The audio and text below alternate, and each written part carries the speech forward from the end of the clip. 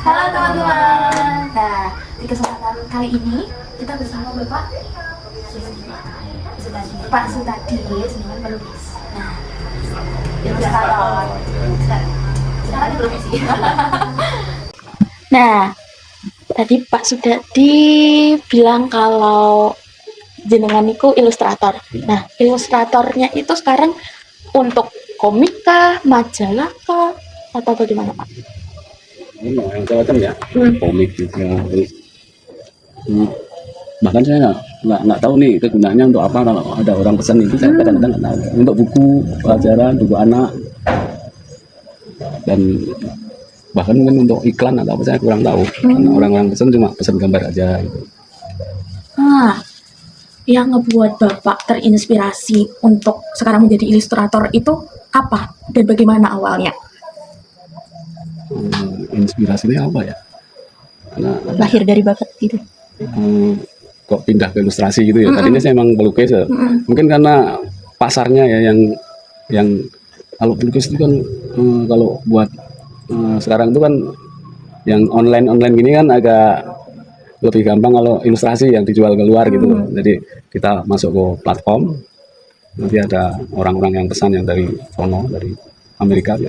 Oh, berarti udah kerja remote gitu ya? Ya kerja remote. Nah kalau lukisan kan biasanya orang pengen punya fisiknya, nah, itu agak susah. Pasarannya untuk keluar tuh saya belum ngerti sih caranya, cuma agak susah. Tapi lebih gampang kalau yang digital gitu. Oke. Tadi sempat disebutkan Amerika, berarti memang ada pihak luar yang mengambil atau bekerja sama dengan Iya, justru sekarang tuh yang paling banyak orang-orang luar. Kalau yang dalam negeri itu apa ya? Kurang begitu membutuhkan. Kalaupun membutuhkan dia udah banyak yang atau mungkin ya apa daya belinya yang kurang mungkin. Jadi persaingannya itu kalau dalam negeri itu harga yang anggap aja murah ya. kompetitif. Murah itu yang mau ngerjain udah banyak gitu. Oh iya, laras. Ya, sedangkan di luar itu mungkin bagi mereka murah, tapi bagi kita itu udah mahal sekali. Umpamanya untuk ilustrasi selembar ilustrasi ya, itu untuk dalam negeri 300 itu udah 300.000 ya. Itu udah apa ya, persaingannya udah banyak sekali yang saya aja gitu. Sedangkan di luar umpamanya kita kasih harga $30, itu yang kurusnya lebih dari 300 kan. Betul. Itu gampang sekali nyarinya, nyari jobnya. Per satu karya itu durasinya berapa jam atau berapa hari pengerjaannya? Ya tergantung apa ya. Kesulitan. Tapi ya bisa cepat, bisa agak lama, ya tergantung kesulitannya. Ini anaknya Pak D juga ikut jadi ilustrator? Saya suruh bantu Mas Arin, dan saya suruh bantu ya dia biar belajar skillnya gitu. Karena kan generasi tua itu agak gaptek ya. Iya. Saya tahu cara apa ini pakai ini bisa pakai ini, tapi detailnya itu yang kurang bisa. Jadi saya nyuruh anak saya, karena ya bahasa Inggris banyak apa ya detail-detail yang orang tua itu kurang ngerti. Jadi kalau mau belajar mungkin bisa tahu, tapi udah males kan belajarnya gitu. Jadi ya, saya suruh anak saya bantu. Dulu juga sebelumnya udah lama pengen yang remote gitu, yang freelance tapi yang keluar. Tapi dulu kendalanya masih ya itu, anak-anak masih kecil. Jadi teknologi saya belum menguasai gitu. Sekarang kayaknya semua udah lebih dipermudah. Syarat-syaratnya kan harus punya alat pembayaran luar negeri itu apa? Ya kayak semacam PayPal gitu kan. Nah dulu kita belum punya kan. Kalau mau buka itu job pesanan orang dari luar kan nggak bisa. Karena persyaratannya harus punya kartu kredit card segala macam. Nah sekarang ada kemudahan yang nggak usah pakai kredit card, kita bisa bikin PayPal, bisa narik duit. Nah itu salah satu sebabnya saya pindah ke ilustrasi digital. Meskipun saya masih ngerjain juga yang Lukis. tradisional ya, tradisional yang pakai cat, yang pakai oil, yang tapi itu udah nanti aja lah, karena lebih sibuk ke yang digital, yang praktis. Kalau model atau kayak apa lukisan ilustrasinya tuh apa? Realis. Karikatur atau realis ya. Meskipun kita menyesuaikan juga. Kadang-kadang yang untuk ilustrasi anak-anak kita harus ya nggak terlalu realis, agak kartun, agak tipis-tipis gitu. Kalau dulu oil painting sama apa? Oil painting sama ya melukis lah, Iya. dari oil painting, akrilik, Bebas semua. cat air semacam itu. Sesuai orderan. Sejak kapan sih Bapak mulai freelance seperti ini? Sebelumnya freelance terutama itu yang benar-benar udah apa ya, benar-benar freelance itu setelah COVID, setelah saya nggak kerja di kantoran lagi gitu kan, terus ya kayaknya semuanya pas gitu kan, pas. Dulu di studio berapa tahun? Hampir 10 tahun lebih lah. Dulu masih terikat studio. Dulu bikin gambar-gambar impresi gitu ya, buat presentasi desain arsitektur itu. Jadi ya di situ masih kurang maksimal menurut aku, karena nggak banyak gambar manusia, yang sering gambar bangunan. Dan begitu justru lepas dari situ saya merasa terbebas nih, bisa bikin ilustrasi. Dulu cuma kalau malam bikin ilustrasi, siang kerja, malam melukis, pagi-pagi moodnya melukis, harus kerja lagi, berangkat kantor. Dan begitu COVID kan Bebas. pengurangan pegawai kan, yang tua-tua dipensiunin.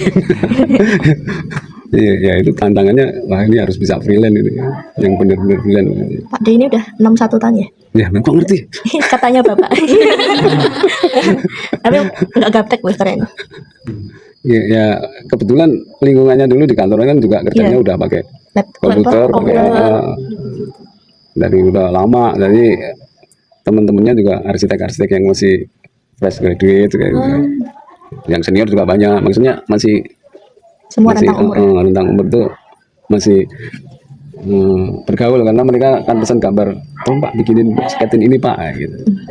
Nanti banyak nanya-nanya ke anak-anak muda, mereka juga yang kebetulan yang kerja di bidang kayak itu orangnya itu smart gitu, dan banyak tahu gitu, dan mau ngasih tahu sama orang tua itu nggak pelit ilmu. gitu. Jadi ya kalau dibandingkan orang tua yang lain memang mungkin sedikit lebih Unggul. lebih terbuka gitu saya bapak tuh. Fokus gambarnya itu lebih ke gambar manusia, Pak. Sebenarnya yang saya suka itu, tapi Pasarnya. kalau yang dimaui klien apa gitu, tapi yang saya paling suka gambar manusia. Dulunya emang gambar potret, gambar manusia, itu yang paling suka. Baliho juga. Nah awalnya belajar gambar kan gambar baliho yang gede-gede itu, yang kalian mungkin belum menangi ya, atau belum melihat dulu. Iya.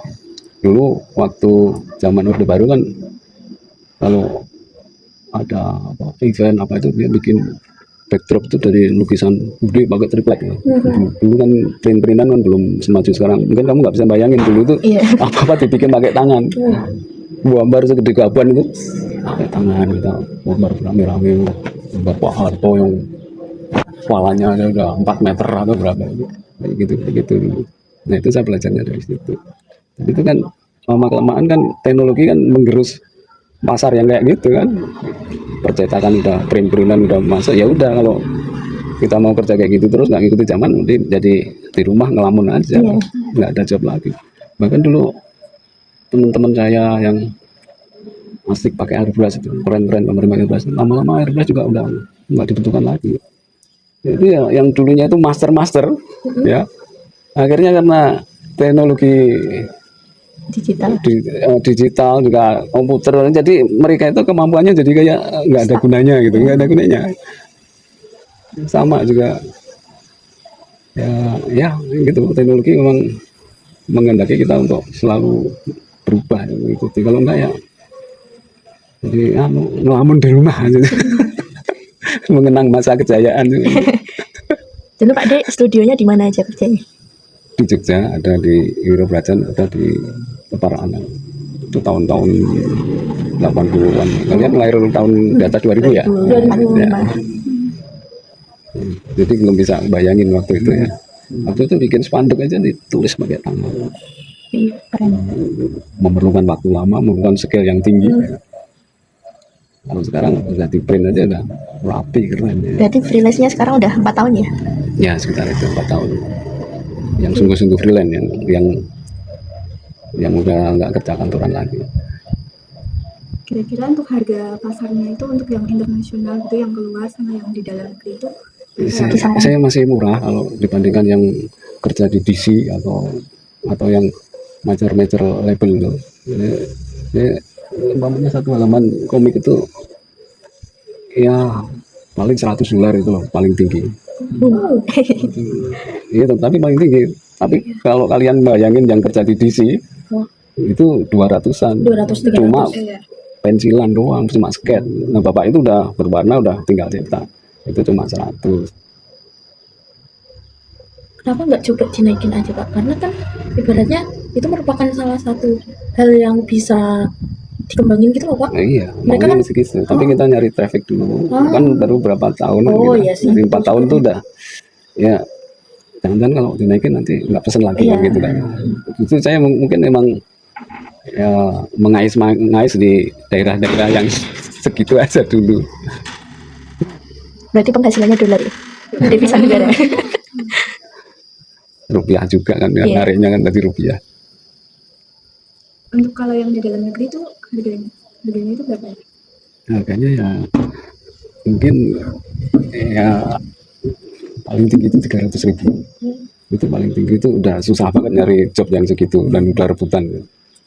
Makanya saya kadang-kadang suka nulis di Facebook itu, kalau ada nyari uang 100.000 susah, mau cari yang $10 gitu kan. $10. Bener, $10 itu wah, bagi orang barat itu kecil banget. Iya. Itu umpamanya coloring cuma ngewarna doang, itu juga ada duitnya. Itu kalau di Indonesia gambarmu tak warna nggak bayar 100.000 gimana, mesti nggak ada yang mau.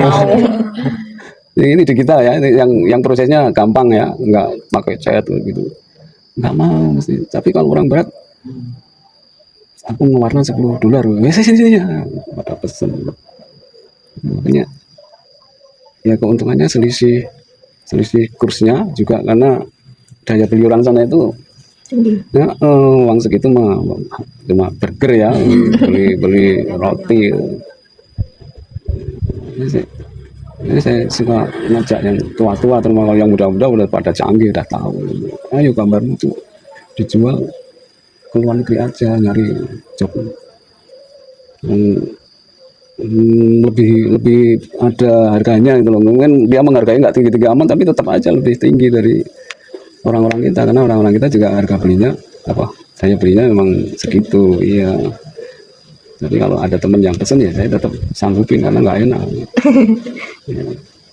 Ada pesen, itu ada temenku yang nulis buku itu laris banget, namanya Eksakaba Bandung. Saya pernah diminta tolong bikin ilustrasinya. Bukunya laris, cetak berkali-kali. Buat covernya itu. Ya, covernya ada ilustrasi dalamnya. Eksakaba Bandung, kalau kamu browsing coba, bukunya bagus. Ini malah ceritain. Karya orang. Tapi bagus itu. Nah, saya bikin covernya, bikin ilustrasinya. Di situ saya mulai banyak dikenal orang-orang juga. Jadi teman saya juga tambah banyak. Karena ada yang sukarela ngepost gitu. Ini gambarnya Pak Adi Suta gitu. Aku namanya Adi Suta kan kalau di medsos. Ya. Kalau gambarnya Pak D itu dipublish di mana aja? Apa di Instagram? Apa? Kadang di Facebook, Instagram, DeviantArt, tapi nggak rajin pada itu. Jadi karena sibuk itu nggak begitu rajin. Harusnya itu dijadikan portofolio yang bagus itu Iya. harusnya. Tapi di platform kan ada portofolio. Platformnya namanya Fiverr ya.